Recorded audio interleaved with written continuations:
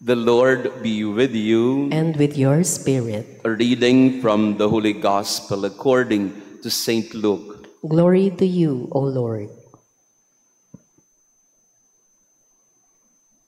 Jesus said to the crowds, "To what shall I compare the people of this generation? What are they like? They're like children who sit in the marketplace and call to one another. We played the flute for you, but you did not dance. We sang a dirge, but you did not weep. For John the Baptist came neither eating food nor drinking wine, and you said, 'He is possessed by a demon.' The Son of Man came eating and drinking, and you said, 'Look, he's a glutton and a drunkard, a friend of tax collectors and sinners.' But wisdom is vindicated by all her children." The Gospel of the Lord. Praise to you, Lord Jesus Christ.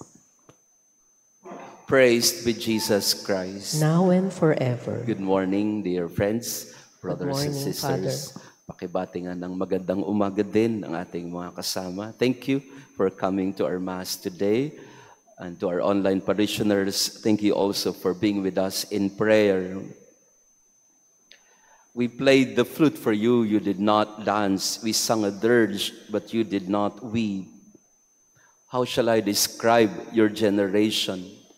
This is the question of Jesus to his listeners. Ano pa bang gagawin ko para matuwa kayo? We are in Luke chapter 7. Luke chapter 7 started with the healing of the slave of the centurion. In fact, it was the elders of the Jews who brought the attention to Jesus. They were not believers, but they knew Jesus could heal. Kaya nilapit nila yung kasambahay ng high official, Roman official. Ang sabi nila, tulungan nyo naman po, tulungan nyo. Kasi maraming naitulong itong official na to. Siya nagpatayo ng sinagog, siya tumutulong sa amin. Pagalingin mo yung kanyang kasambahay para hindi siya mapilayan. At indeed, the Lord healed the boy, the slave. Second, in Luke chapter 7 is the raising up of the son of the widow of Nain. Sila ay naglalakbay na papunta ng sementeryo. Ang kabaong ay hawak-hawak na ng mga maglilibing. At hinawakan ni Jesus, sinabi sa kanyang inay, "Huwag ka mag-alala, buhay ang iyong anak." At tumayo ang isang batang patay na. And yet, in spite of all these miracles before their very eyes, in Luke chapter 7, still they did not believe. They did not believe in Jesus.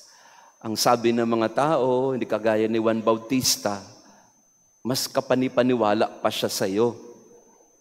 Kaya hindi na rin alam ni Jesus kung anong gagawin niya kasi, at yun, John the Baptist came neither eating nor drinking, and you labeled him as crazy. I came drinking wine, eating meals with you, and you accuse me of being a glutton and a drunkard. Saan pa ba ako lulugar sa inyo? Yeah.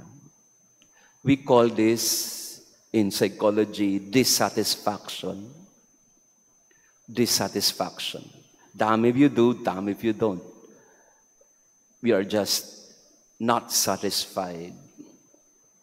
Psychology defines dissatisfaction as a negative emotional state characterized by feelings of unhappiness, discontent, unfulfillment.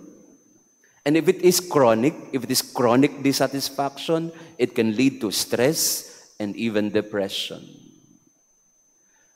If you are not happy or not satisfied with what is happening in your life, even if there are so many good things around you, you will be unwell and we will be unfulfilled, discontent. Pakitanong nga ang katabi mo, dissatisfied ka ba?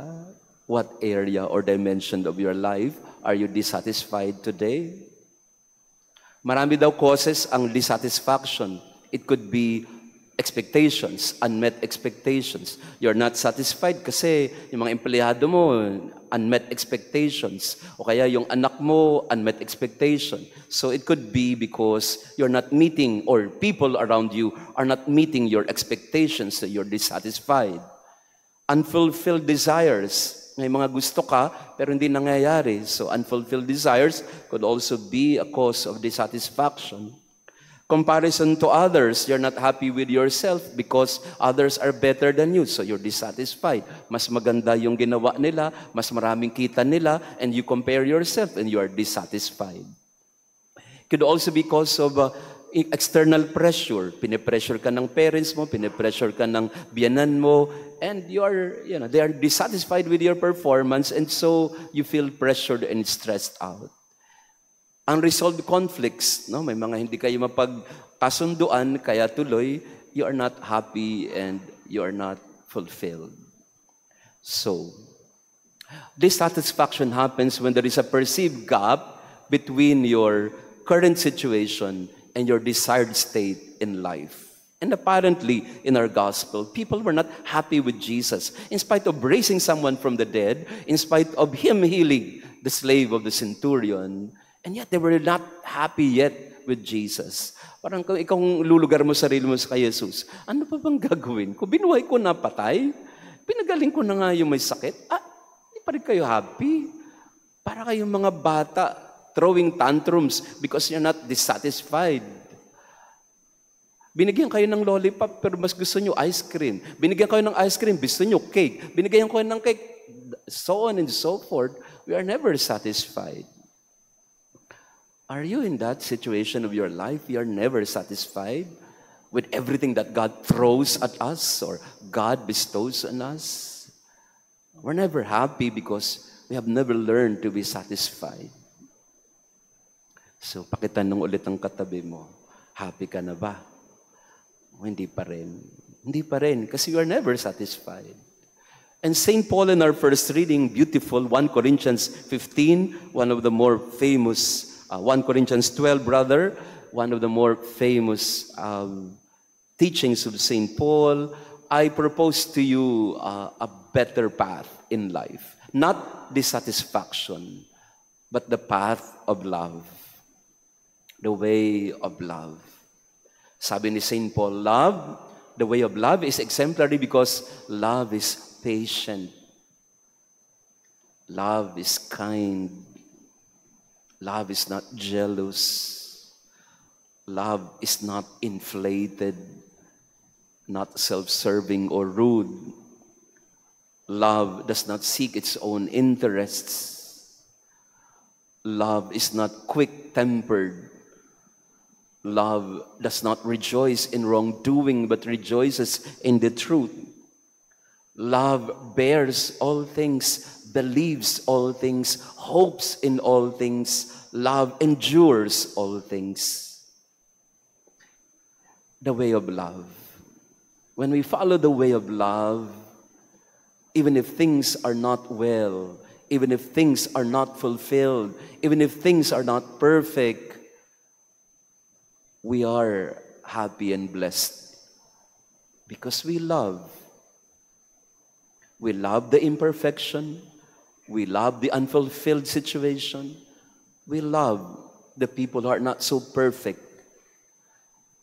When we love, we will forever be content. Pag mahal mo, kontento ka na. Pero pag di mo mahal, kahit gaano ka perfect, lagi kang may makikitang mali. Amen? O ayan tuloy. Happy ka na? Ay, kung hindi pa, bahala ka dyan.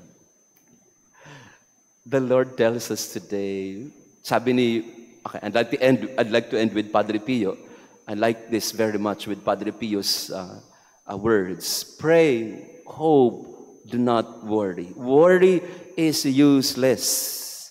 Our merciful Lord will listen to your prayer. So pray, hope, do not worry. Worry is useless. Don't worry. Be happy. Praised be Jesus Christ. now and forever. Maraming salamat po sa inyong pagdalo sa ating banal na misa. Thank you to our visitors and pilgrims. Thank you for being with us. To our online parishioners, let us always be satisfied with the Lord. Only God is enough. Solo Dios basta. Only God is enough. And we always entrust everything, all our dissatisfactions, discontent, and fulfillment in life, let us always surrender them to Jesus. As Padre Pio would say, pray, hope, do not worry. The Lord listens to our prayers. So I invite you for our novena masses for Padre Pio. And September 23, 7 a.m., let us celebrate his feast together. And also a healing mass for all the sick. The Lord be with you. And with your spirit. And may our loving God bless you and your family, the Father, the Son, and the Holy Spirit. Amen. Our Mass has been offered. Go in peace to love and serve the Lord. Thanks be to God.